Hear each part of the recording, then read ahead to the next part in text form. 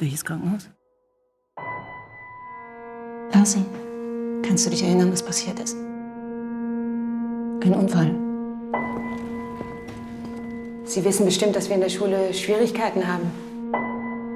Habe ich gehört. Was hat das mit Lars zu tun? Lass uns doch am Wochenende einen Ausflug machen.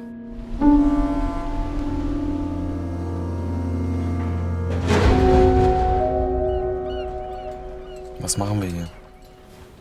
Du wolltest doch herkommen. Gwen! Schaffst du das? Danke. Kannst du mir jetzt sagen, was mit dem Mädchen passiert ist? Wie soll ich das wissen? Er ist bereit einzusteigen, wenn du Montag nicht da bist. Das kannst du nicht machen. Das ist meiner! Was ist mit dir los? Mir? Bleib hier, bitte. Was habe ich falsch gemacht? Gar nichts hast du gemacht. Was soll ich denn machen?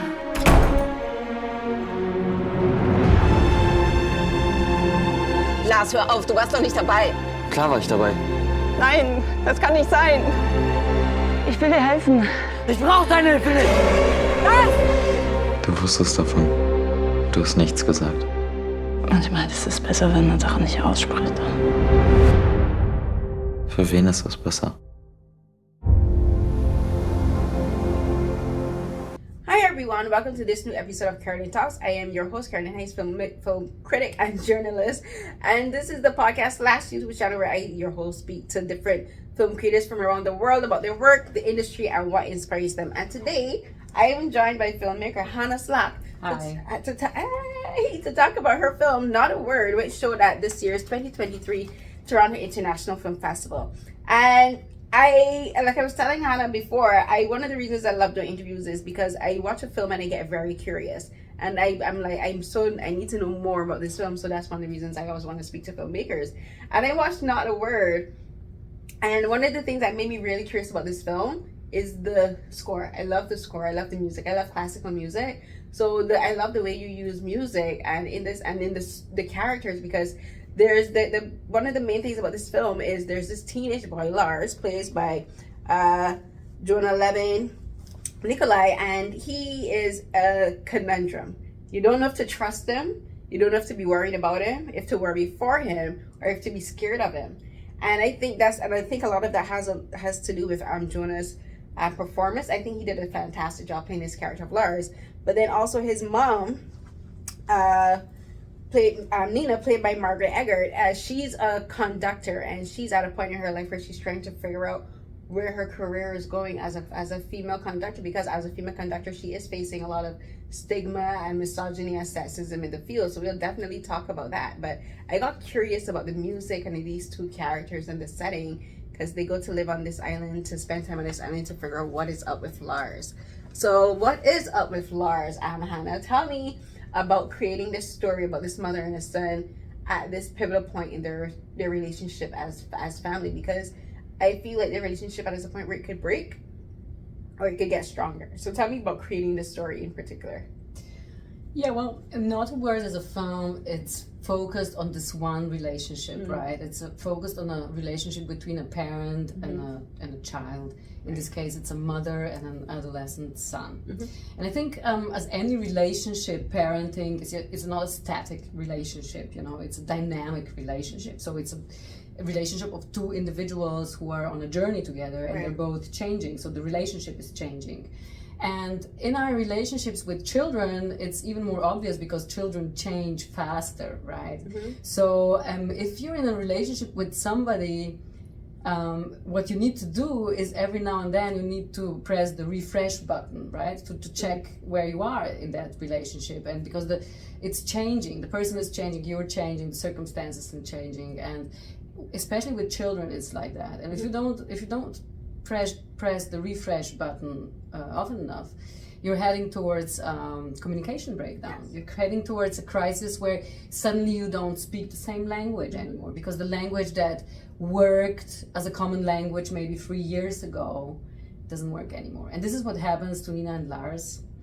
But on top of that, Lars is going through an emotional crisis on his own, because he is not, he's struggling with an event that happened not directly to him, Right. but in his vicinity, let's say, and he doesn't have the strategy to process this event. So he doesn't know how to vocalize his trauma, let's say, or his problem that he has. So he's becoming more and more introverted and more closing up and less able to communicate. And then he has this mother who is maybe not close to him, but it's just that their communication channel has not been functional for a while. Right. So they don't have a way to communicate to each other, right? And yeah, I think this is something very interesting, because I noticed that I have a feeling that when I'm looking at the society we live at, that we're kind of moving from a society of dialogue towards a society of monologue, you know? Yes. That we're no longer having conversations, because a conversation means that somebody's listening also, both people are listening as well, but we're more having like monologues to each other. I have my monologue and you have your monologue, and then we go home, we're happy. But we didn't really engage in a conversation. So for me, it was interesting to make a film about somebody who's lost their ability to listen, to truly hear. And that's what I thought, that the profession of a musician would be an interesting profession for this main character. It's a musician who had lost their ability to listen and to truly hear, and has to regain this ability. Right. And in this case, it's Nina, the conductor, who has somehow lost her ability to listen to her son. Yes. But in a way, she also has lost the ability to truly listen to music through her work. And the film is also about how we have lost our ability to listen to nature. So it's all about listening and learning to listen and to hear again. And when you say that, I don't think, actually, I would disagree that the film is showing Nina's challenges as a woman in this profession. Okay. I don't think so. I don't think that's at all something that we're trying to talk about in the film. It's just her profession, it's her daily life, that's what she does, you know. And I think by now it's kind of, I mean, I wouldn't say it's very common to have female conductors, but just now in Berlin, for example, we have a female conductor who is taking over one of the big concert halls in Berlin, and it's becoming more and more a common profession, I think. I mean, at least I think this year or in the past year there has been like 3 or 4 films in which the main character is a female conductor. You know, so if it's already in the movie, so it's been out there for a while. Right? Because we like usually we kind of pick up on things that we've seen or. So anyway, I don't think it's a topic really, her struggle or not her struggle, but any kind of female struggle in a male profession is not a topic of this film. It's really a relationship film between a mother and a son. The film does center a lot on it. Okay, we'll get to that, but one of the reasons I said that I think it, and it's not centered, but one of the reasons I think that maybe is like, perhaps you just like hinted at it, is just that when she's going for the audition and like she's having, like they're telling her about the other conductors that are available, and they're men, and so this is just my interpretation. I just felt like she maybe was feeling like her position is being threatened, her job is being threatened, and she's at this moment where she's unsure about her place as a conductor in the organization with the orchestra. And so that's very like well, I think it's a very competitive line of work, you know, no matter if you're a woman or a man. It's one of those very, very competitive environments, in fact. And that is something that has an impact on her, because she really has to fight for her career. And at the same time, she has this other a battlefield opening for her, which is the struggle to re-establish the contact with her son before it's too late. You know, and so it's both things at the same time. She's working in a very competitive industry, let's say, or environment. And so she can't just like take time off, but she needs to take time off in order to devote this time to her son, who is drifting away, and she doesn't know where to. And I think the film is a lot about how, you know, when I don't know if you're a parent but it's not only about parenting, it's about a lot about different caregiving relationships, right? But I know it from parenting. So I think like as parents, we are often kind of navigating between in a landscape where on the one edge there's this tipping point where benevolent control turns into something which can be very destructive. And on the other hand, there's like a tipping point where trust can turn into some kind of blindness, you know?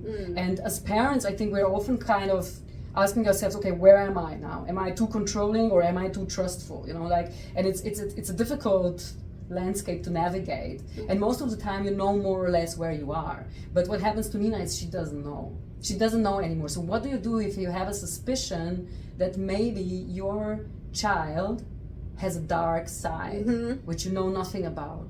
How do you deal with that suspicion? And where is the border of our responsibility for another person? You know, how far can we go in dealing with that, whatever the other person might have been involved with? Where is the borders of our right to interfere with another person's responsibility? So this is all the kind of questions that this film raises. It really does answer. So really does raise a lot of questions. So one of the first, and I think this is something that really encapsulates the entire film, is the idea of control and the concept of control. Like you mentioned, Nina and like parents in general, like they raise kids to be independent. You know, to be independent thinkers, to be independent. Like for instance, like playing a game and say, okay, if you want to play this game, you know the rules, go play. You know, like we trust them to do their homework, trust them to do their chores. You know, if they trust that when they go to school, that they'll behave themselves. You know, it's about learning personal autonomy, and it's about becoming an independent thinker. But then when the child does begin to exhibit that independence, you know, when they start to be a little bit more, they want more freedom, you know, they're pushing the boundaries, like you mentioned the boundaries, they're pushing the boundaries a bit more. The parents are then saying, but freaking out. They're starting to freak out. They're saying, but I taught you to be independent, but I'm not prepared for you to be independent. And then there's that. So there's that dynamic and that dichotomy in the relationship between Nina and Lars. But then I thought it was really interesting because as a conductor, she has to be in control. Like a conductor is in control of even when they're rescoring the music, because conducting isn't just about getting up there and directing the orchestra. It's about they have to control the way they want the music to sound, you know, because even if they're playing from like an established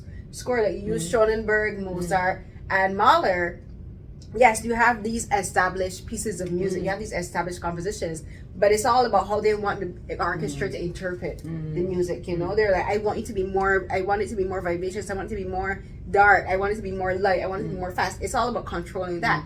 And Nina's at a point where she feels like, to me, I saw it as like she's starting to like lose control of her relationship with Lars because of the lack of communication and because he's becoming more autonomous and he's becoming more independent. But then also she's at this point in her career, she's like I want to control the orchestra, but she's struggling with conveying that trust and that control to the orchestra. Like she's having problems where she's like, they're not playing it the way she's imagining it, because and a lot of that has to do with how she's conducting them, how she's directing them. So like there's all of these themes of control, you know, all about how we interact with each other. And I love that the film is about these two individuals, a mother and a son, and their interpersonal relationship with each other, but also them trying to figure out like what they want out of their own relationships. Yeah, I think one of the things that I was just thinking about, that one of the things that is important to me is that, you know, there is this kind of narrative, right, in the public domain that it is impossible to combine to be like a good enough parent and at the same time have a meaningful career, especially an artistic career, right? So I wanted to kind of look at it from another point of view and think, yeah, but is it possible to be a meaningful artist or a good enough artist, you know, if you don't have meaningful caregiving relationships? Yes. You know, aren't you missing out on a whole aspect of being human? And how can you be a good enough artist if you're missing on that aspect? So I wanted to, because I come from a family of artists. My parents were filmmakers. I'm a child of filmmakers. I'm a parent filmmaker with children of my own.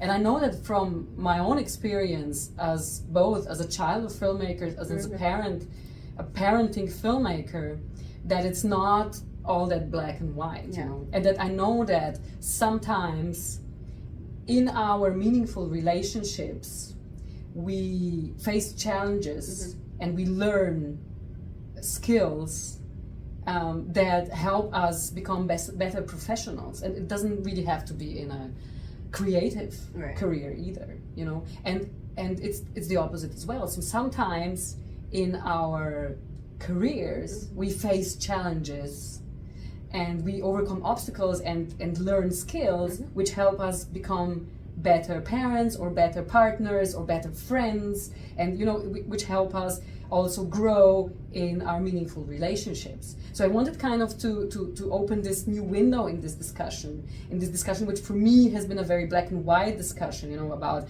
how you cannot combine having a meaningful career and being a good enough parent. And I said, yeah, but can you be a good enough artist if you don't have meaningful relationships? And meaningful relationships mean caregiving relationships with all the ups and downs and dramas and joys and sadness and you know, everything that they bring with them. So this is also something, that's why I think for me it was important that this journey that Nina is making, learning to listen again and to communicate again, is something that which makes her reconnect with Lars. It's something that makes her reconnect with the music as well. Yeah, and she has so to. with the orchestra. Yeah, she has to, because like, especially like, okay, for it's classical music, and a lot of it is Mahler in this film. Like, the thing with classical music is that it relies so heavily on the investment of your emotions. You know, like you have all of these, especially because a lot of the classical people. Oh my gosh, the sun is really coming in there. You want me to pull the curtain? Yeah, it's very strong. Yeah. I think it's more like this side actually, but Is that sorry? Because I can feel it like coming through the back of my head. Could be, yeah, could be. Okay, well that's great. It's good. Right. Okay. Where was I? Right. Okay. So like the thing for a lot of these classical composers is they created their music at a time where they didn't have like internet. All of these things were around for them to help connect with other people. You know, so there's no phone, no radio, no internet, anything. They only had their feather pen and their paper, and you know, and they're conveying all of these emotions to all of these people, like in concerts, venues, through the instruments that they had. You know, and they convey all of their agony and their love and their depression and their angst and all of these beautiful emotions. And that's what they were able to convey. And as you were saying with the artists, like they did that because they were all fully in touch with their emotions at any given time. Yeah, because because they have their life experience, you know. So like, for example, with Mahler, he had the experience of facing the death of his siblings when he was a child. 6 of his siblings passed away when he was a child, and he lost a child of his own. And I think like if he didn't go through this life experience that he had with his family, with his wife, would he have been able to write this music? You know, because you know, like nowadays there is this idea that in order to be a true artist, you have to like completely separate yourself from any kind of human life out there. But I think it's the opposite. You have to be fully in contact. You have to be fully in contact you with have to humanity live first, yes, because otherwise, you know, what are you going to talk about? What's the point? You know, you have to be fully in contact with humanity as a whole. Yeah.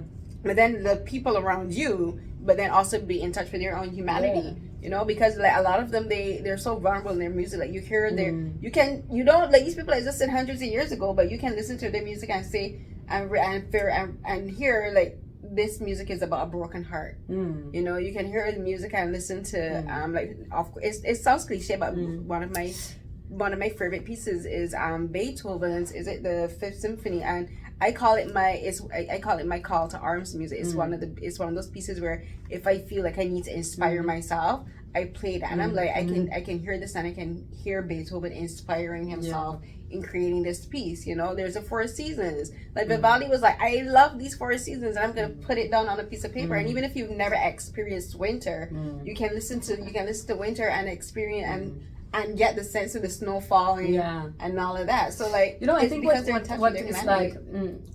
What is true about music as a form of art, it doesn't have to be classical music. Yeah, any form. Is that it kind of relates to a kind of human experience.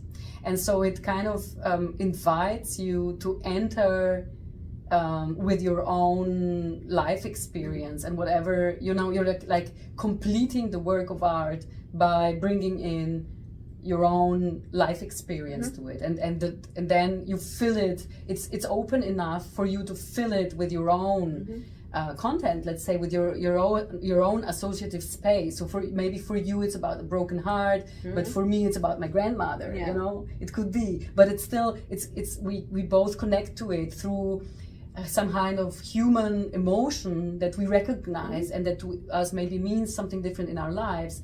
But it's there. And I think for me, filmmaking, the way I make films, I think basically for me there's like two kinds of filmmaking. I mean, everybody will disagree, and that's okay. Let's just say for the sake of this conversation that there's two of them. And for me as an audience, also as a spectator. And like one of them are the movies that take you for a ride, you know? So you can just relax, lean back, and they will tell you that they'll take you for a ride. You don't have to think about anything, you know, just buckle your seatbelt, and you know exactly what you have to, they show you where to look, what to think, how to feel, and so on, and they deliver you safely at the end, and you leave the cinema and you've had a ride, right? And then there's this other kind of cinema, and I love this kind of cinema. And then there's this other kind of cinema, which is the kind of cinema that invites you to enter this space full of questions, you know, and to complete it with your own human experience. So it's a kind of cinema that's not giving you answers, and it's not giving you like a place to look at or the emotion to feel, but it's kind of asking you to communicate with it and to enter with your own experience and to complete the film with your own thinking. And that's the kind of movies that I love, and it's the kind of cinema that I make. I think I make the kind of films where I invite people, I leave space for the audience to enter with their own experience and to enter in a conversation with the material of the story. I don't want the story to be finished before you come.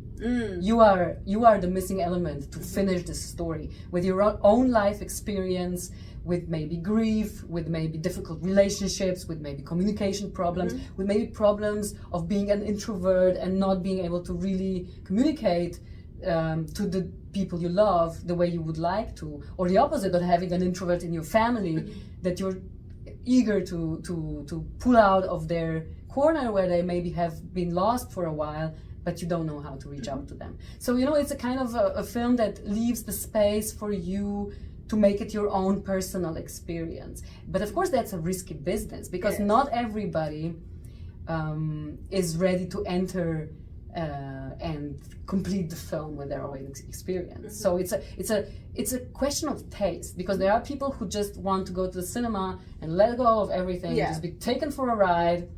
And then there are other people who like to have it as a kind of a riddle, or maybe a puzzle that they can complete, or maybe something like music, which is not quite finished, and it depends on you what it becomes. And I think that Not a Word is this kind of a film. It is, because as you were talking, one of the things that really intrigued me about this film, for me personally, not just as a lover of film, but also as a critic and a journalist, one of the things that I do is when I really connect to a film, that's when I become the most curious about it. You know, that's like one of the reasons I wanted to speak to you in particular, because I love classical music. I used to play the violin years ago, But one of the reasons I stopped is I have MS. But before I was diagnosed with MS, my hands, I didn't know what was wrong with my hands, but I had problems like doing the bowing, you know, and the fingering. I lost the dexterity in my fingers, and like I would have the trembling and everything. And this was like before I was diagnosed, but I knew something was wrong, and I had to stop because it was just uncomfortable for me, and I couldn't do it. But I still love I still love classical music. I play often. I love music that centers it like this. The way your film centers it. But the thing about that is Nina. I saw her. She was having problems with her hands, and I was wondering, and I connected with that. I saw myself in her, and like thinking she's worried about her career in this, like like you mentioned the hearing. Like she has to have for conductors in particular, they have to have extremely good hearing because they have to be able to hear all of the instruments individually, because they have to be able to point and say, first chair you're not playing on key, second chair you're a bit lagging, a bit behind. But they also need dexterity in their hands. And like we spoke about the control, and a lot of that control comes in their hands. Their hands has to be very still, because they have to be able, because every movement they do with their hands, that is a direction for the orchestra. So I saw her, like her trembling, her like you focus on her hands a lot in the shots. There's a lot of shots focused on her hands. So that made me think of how me with my own hands, sometimes I look at my own hands a lot, because especially if they're feeling weird, I'm always looking at my hands, and I'm always drawn to people's hands because of that. Yeah. And so hands tell so much of us. It does, right? It does. It tells a lot about us. Like I have my mom's. I have my mom's fingers. I love my hands. They're like really. They're nice hands. They're strong hands. They're strong, right? Yeah. That's like not very feminine, like fancy little hands. Yeah. They're like big, strong. Yeah, and like I have my stuff. And I have my mom. I have my mom's fingers. You know, I do. I have my mom's. What does your mom do without her fingers? I don't know what she does. And my sister has my dad's toes, and I don't know how he gets around. Okay. But I connected to that aspect of the film. I connected to Nina that way. And like I was worried for her the entire time, not only because of her relationship with Lars, but I was worried about her, if she'd have her be able to, how long would she be able to have her career? You know, how long would she be able to do her work? So that's the thing. Like I get curious about that. I'm curious about this. So that's one of the reasons I wanted to talk to you. And like as you were talking about the films that draw you in, like that's for me. When I really want to speak to filmmakers, is because I'm drawn in about the film, and it's just like I want to know more. I want to understand, like, not only about these characters, about the story, but also I want to understand about the filmmakers and why you do what you do, and why you're invested. Because you have to be invested in the story you're telling, you know, and you have to be also curious about your own characters. You create them and you direct them, and you direct the actors to make them, to perform them, but you still have to be curious and say, what is my character's motivation? You know, like why are they doing this particular thing? Yeah, you know. Well, you know, the way I work is what I really like to do is I want to create characters. I want my actors to play the characters in such a way that they're not telling the audience what exactly the character is going through, but rather they're giving the audience this question, what is this character going through, you know? I like questions rather than answers, in fact. And that's the reason why I really like working with Marren Eggert, who's an amazing German actress. She's a star in Germany. And she has this amazing ability to bring a kind of ambiguity with her character, you know? You never can quite put your finger on her, you know, you never quite know what she's thinking exactly. And I love that. I love that because I think that's the way I see people in general. I can't really, like, I don't really know what you're thinking exactly right now, and you don't really I'm thinking about what you just said, and I'm just thinking about how they're both Nina and Lars, and the way both Margaret and Margaret and Jona play their characters is the same way. Yeah, they're both very ambiguous, and you don't know what either character is thinking at any given moment. Yeah, you know? And that's what's interesting to me, because I think it's like a puzzle. Like people, we think we know each other, but at the same time we know also that we don't quite know each other. You know, there's always a part of the other person, no matter how close you are, that remains a mystery to you, and that's wonderful, because it would be horrible if there wasn't this mystery. I know, right? In people, like, you know. I like that people, because and sometimes I should put that on the shirt, because I'm always saying it's like we're very complex. Humans are very complex, and we're very multifaceted. And like I have a twin sister, and I know her extremely well, but I also don't know her very well.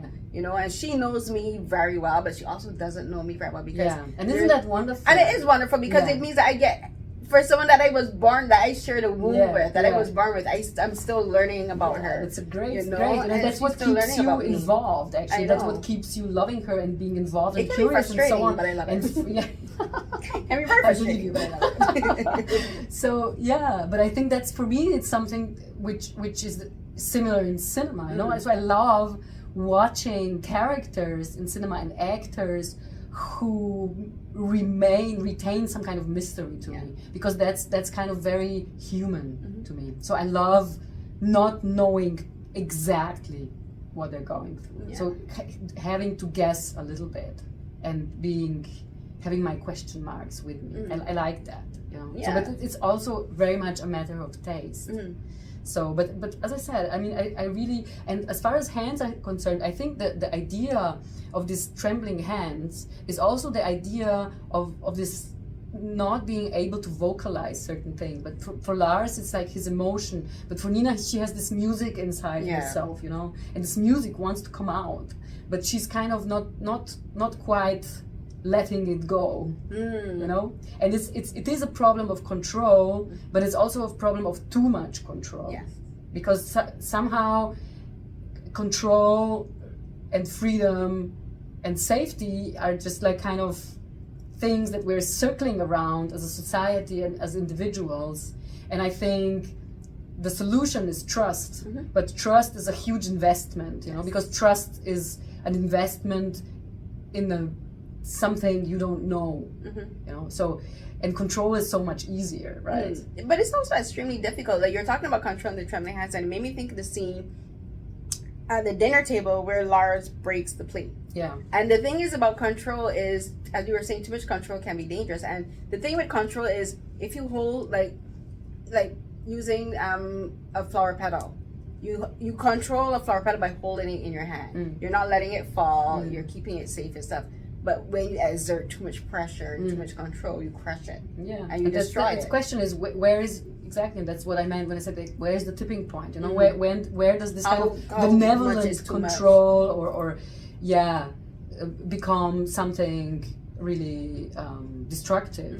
You know, and it's like, sometimes it's hard to know. And when does trust become some kind of blindness? And it's also destructive. It is, and that's happening in their relationship, because like when they go to the island, there's this young girl, and Lars meets her, and she has a lighter, and like her mother explicitly trusts her, because when she Lars she has the lighter, and she likes her mom, says, Lars gave it to me. And her mom is like, I believe in myself. I know my daughter so well that I know my daughter would never have something like this. She never do something like this. And that's where you're talking about how much trust is too much trust. And then like the same thing with the idea of parents, where like parents like you can give your children like autonomy and that independence. And she gives her daughter that. Like her daughter goes all over the island and that's everything. And in maybe trusting her daughter too much, she also places other people in danger, because she has that absolute trust in her daughter and that absolute faith, which is good in abstract, but then in specific situations, like using the lighter, like that's a potential danger. Whereas on the other hand, like Nina's on the flip side of that. Lena doesn't have any control over Lars, and because she doesn't have that control, she doesn't have any trust. You know, because I think because to me, trust and control go hand in hand, especially as parents and child. So like she doesn't have control over Do you have Lars. children? I don't, but I've been around kids my entire life. I've worked with kids, and I have like nieces and nephews, and so like I understand a lot of the a lot of the dynamics between parents and kids, especially between mothers and kids. So your sister? My sister doesn't have kids. We're both like single. We don't have kids, but she's the same way. But no, actually, no. I'm saying I work professionally with kids. I used to work at a public. I used to work at a You have public other school. siblings as well? No, we have an older brother who's 10 years older, but he doesn't have He's 10 kids. years older, okay, He's yeah. 10 years older. He doesn't have kids either, but he like again I grew up in the Caribbean, so our neighborhood like we all like looked up for looked up for each other's kids and that kind of stuff. And my first job out of secondary school was at a daycare nursery. I worked at a daycare nursery for a year and a half there, and then when I came here, Maybe that's why you don't have kids. you never know. Probably you never know. I'm like I've been Too around. many kids around. I've been, you filled up the I kids. filled up. I've been a private nanny. yeah. I've been a private nanny. I Yeah. worked at a public school here for 8 years. So it's with only kids. as much interest as you can have in Yeah, I love kids, but it's also I'm happy to turn them over to their parents. Yeah. But I do understand, and I'm also drawn to films about that dynamic because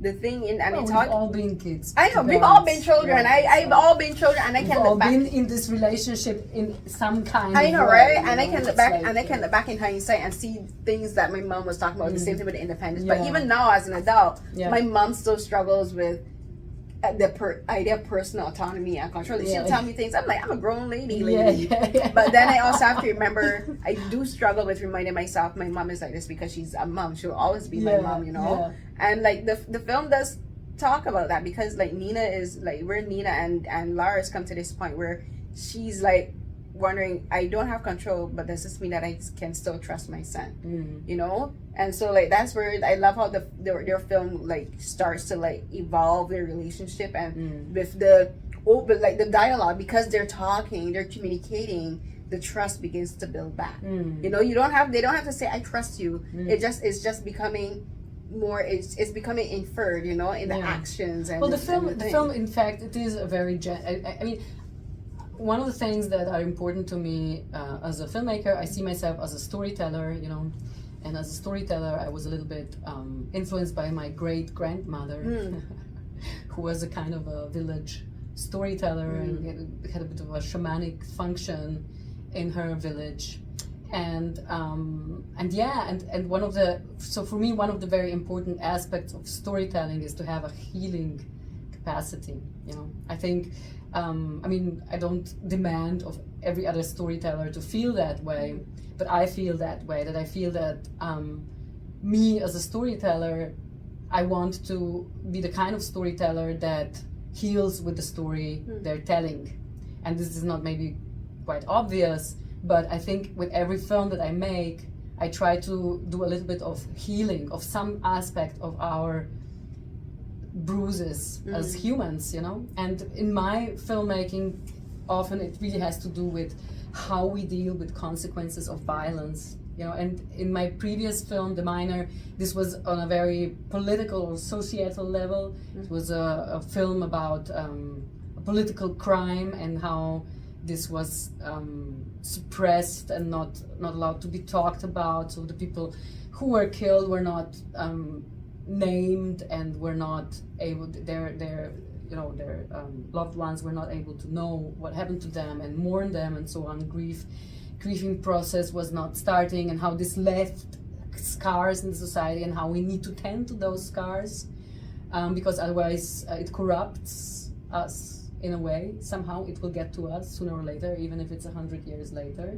And this time it's a similar process in a very intimate relationship on a very private level, you know. So for me, I think, for me, storytelling, the way I engage in it, it also has to have an element of healing. And that this film, I think, it's a very suspenseful film. So it does create a lot of tension and a lot of suspense, and you think something's gonna go horribly wrong. Who is going to die? You're sure somebody's going to die. You don't know. Is it? Sometimes you think she's going to fall off a cliff, or then you think, you know, somebody's gonna push him, and you think something's gonna go horribly wrong, or that he's gonna do something to her, or she's gonna do something to him, or they're both gonna do something to someone else. You know, it's like what is going on? You're all the time walking on the edge. But the thing is that where I want you to go at the end of the film is to a place where you find peace again and reconciliation and some kind of some kind of a healing ending. And this is very important to me. And I know that there are a lot of people, especially in Europe, who think that cinema needs to be more kind of detached or maybe a bit more. Yeah, but that definitely there is this kind of mentality. But I hate, as an audience, I hate leaving the cinema bruised. I don't like to be. I agree to come and to open my heart to the film and to look at difficult stories, but I want you, please don't bruise me. Don't let me go out of the cinema hurt, because I have enough challenges in my own life to deal with. And so I try to, although my films are often about very challenging themes, I always try to bring them to a healing ending, so that the person leaving the cinema leaves with a lot of questions and a lot of things to think about, but they never leave hurt or bruised from a film that I made. Is that why there's like particular scenes in the film where there are physical bruises and they get tended to? Yeah, maybe, I don't know. That's maybe more of a psychoanalytical already question. Like, maybe an unconscious thing that you do that you put into the film. But because in my films, like I that's something you kind of realize after you've made several films, when you start to think, wait a minute, I've seen that before in one of my films. Like I'm repeating myself, what is this? And it's subconscious. But in fact, I realized that in all my films, there's somewhere a scene where one of the persons is standing to the wounds of the other person, and it's interesting because it's not something that I consciously write, like say, now I will write the scene, but it happens that it's kind of naturally it evolves from the story, that people at some point tend to the bruise of the other person. They like start to see the wounds of the other person, and they start to help them heal. Yeah, because it's a physical manifestation of the subconscious intent. Totally, and I think I have to ask my therapist. What do you think about all these bruises in my films? Especially where they happen, because it's like the breaking of the plate on the hand, then her falling, getting the bruises. I listened, the bruise, she fell on her, she popped up with the bruise on her face. I was like, good gosh. But there's that. But then also, and you talked about something I really want to talk about now, because I want us to talk a bit about the technical aspect of the film, which is the cinematography and the score. But in the cinematography first, Claire Maton is a master. Yeah. But the cinematography in this film is so interesting because there's a lot of scenes with falling off. Yeah, but it's another thing. You know what? That's another thing that I've noticed. People falling off? In my films. I swear to God. What? Why? Is there anyone who's really good in psychoanalysis? Why the falling? Can you please let me know why in all of my films someone's falling? It's so weird. And it's not just like tripping or thing. It's like literally like you walk in and they just like disappear off the edge of a cliff. Exactly. Or the camera pans. Even my very first film, which is called Blind Spot, which I did, which premiered in 2002 in Locarno. So that's 21 years ago. At the very beginning of the film, somebody's like, Wait, right? Or the camera, even if they're not physically falling, the way the camera moves, it looks like they're disappearing like off the horizon or something. Like I thought. Anyway, we wanted to talk about Claire and her work. So as you said, Claire is a master, and I really love her work in the cinema. I love her films. They're all very different films. Especially, I really loved The Stranger of the Lake, L'Inconnu de Lac. I loved The Portrait of a Lady on Fire. Two completely different films. Yes. I loved Atlantique, another completely different film. I loved Saint-Omer. It's a wonderful film, completely different than the other ones. I forgot that she did Saint-Omer. Yeah, I saw that too, and it's a great film. It's such a great film. I just let's not talk about it now, but maybe next time. Yeah. But anyway, and what I really love about Claire's work is how she sees bodies in space, how she sees people. I like to work with my actors and so on. I like to work, I believe in the body. I believe in the wisdom of the body, I like to work with the body. And Claire, she really does see bodies. She sees us, the beauty of us as bodies in time and space, in this kind of ephemeral beings that we are. And I love that, and I love how she sees bodies and the relationship between two bodies and the relationship between space and body, and how a body changes a space when they enter a space, and how a space changes a body, you know, and it's just beautiful. I love this with her work, and this film is so much about these two people, these two bodies, leaving this controlled space of a city where everything is kind of arranged to fit the human body, and they go to this island, which is a natural landscape when nothing is there to fit the human body. We're just one tiny element in the nature, and I think Claire is just the cinematographer who can convey this very precisely in a very minimalist and elegant way. And I'm very happy, obviously, with her work on this film, and also it was wonderful to cooperate with her. We were pretty much on the same page. She's somebody, you know, especially in this film, which is about listening, she's somebody who's very good at listening and hearing. And kind of giving back what she hears, and it's just a really amazing job. We wanted to have some kind of reduced color scale, and we're moving in the film. I always try in my films to reduce like in my previous film, for example. I asked the cinematographer, he said, we won't have any blue in this film. I don't want blue in the film at all. No blue, nowhere.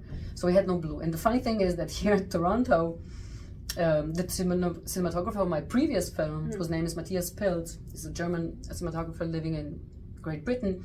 He was at the premiere, and he said to me, so in this film there's some blue.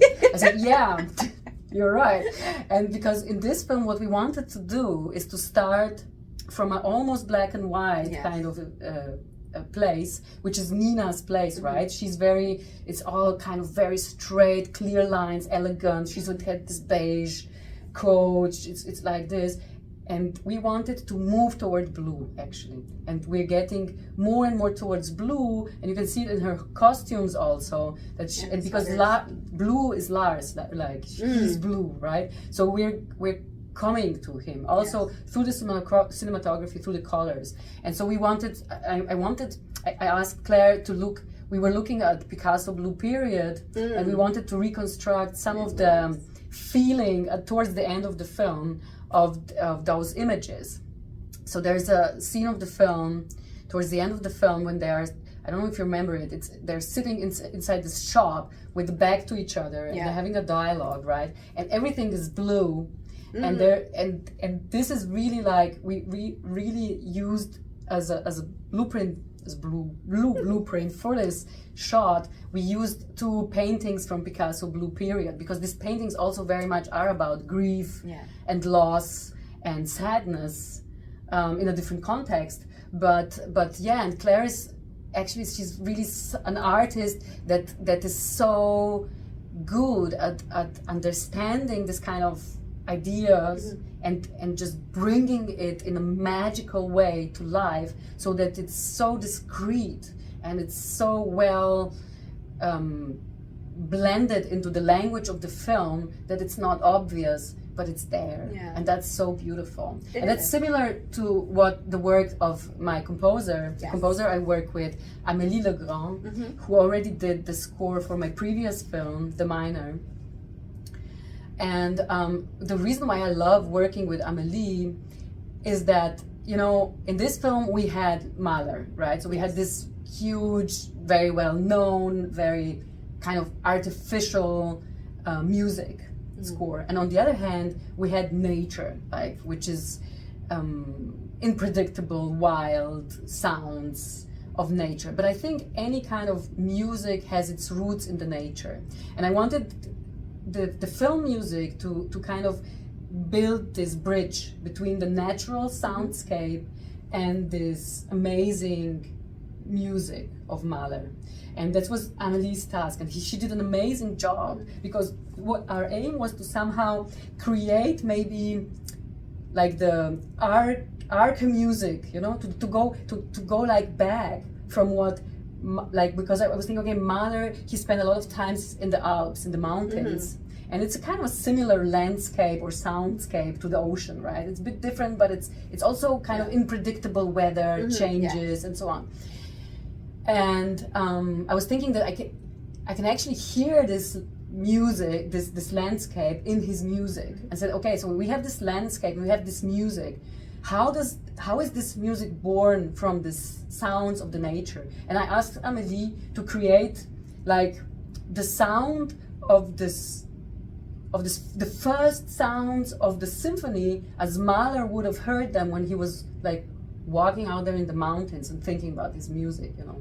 So to connect the symphony, like going back, it's like a regression to the original sound in the nature where it maybe came from. Of course, it's completely fictionalized by ourselves, but that was her task, and I think she did such a beautiful job. I love her music because it's so subtle and so well connected to the sound design, which is quite important. I love the sound design in this. Sound design is so important to me in my work, but I think we have to do a whole other podcast about sound design. I know, like you say that, but I'm so seriously, we have to, because I love the way that you use music in this film and the way it's integrated. Like you're like, I love the fact that it sounds like the score is coming from behind us, but then they're listening to the radio. Yeah. I love that. Like it's like, oh, she turns off the radio. We play with that. I love that. But like you talked about, like I see the cinematography. One of my favorite things about films is when the cinematography and the score works so well together. And the cinematography and the score in this film works so well together in a very special way. Like you mentioned, the film moves, it becomes more blue, representing Nina moving towards Lars.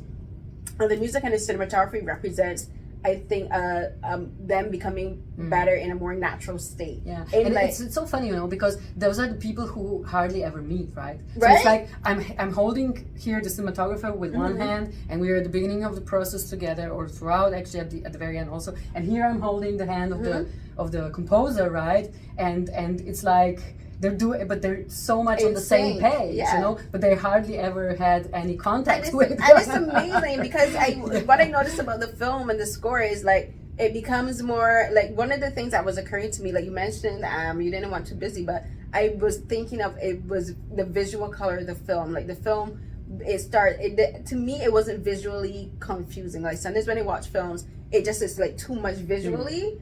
And I'm a visual person, but sometimes it's just like too much information to take in. And like the beginning of the film, like there's the color palette is very muted. It's very cool tones, feels very almost cold, feels very absent of warmth. But then as Nina and Lars begin to get closer together, the color palette changes and becomes warmer and warmer. And although we're going to blue, you know, because that was also our aim. Like, how do we create a warm blue, you know, and which is like contradictory, obviously. Navy blue is a warm color. Navy blue and cobalt blue are two of my favorite colors. But it works, and like that's where the cinematography and the score works, because as the film is getting visually more warmer, and also, and it's kind of funny, like as I said, like it started out cool and so on, like the spaces feel more separated, like things are placed further apart. But once they become closer, once they physically become closer together, so does the set design. Things become like more closer and more together. Exactly, and this is also something that is, of course, our concept was to, from the beginning, you know, I didn't want to have any over-the-shoulder shots or anything like that. I said, okay, either we have them in separate shots, or if we have them in one shot, there must be a separation. There's a light separation, or maybe a set design that so that we see that in every shot, even if we see that they are in one shot together, right, that there is a separation between them. They're not together.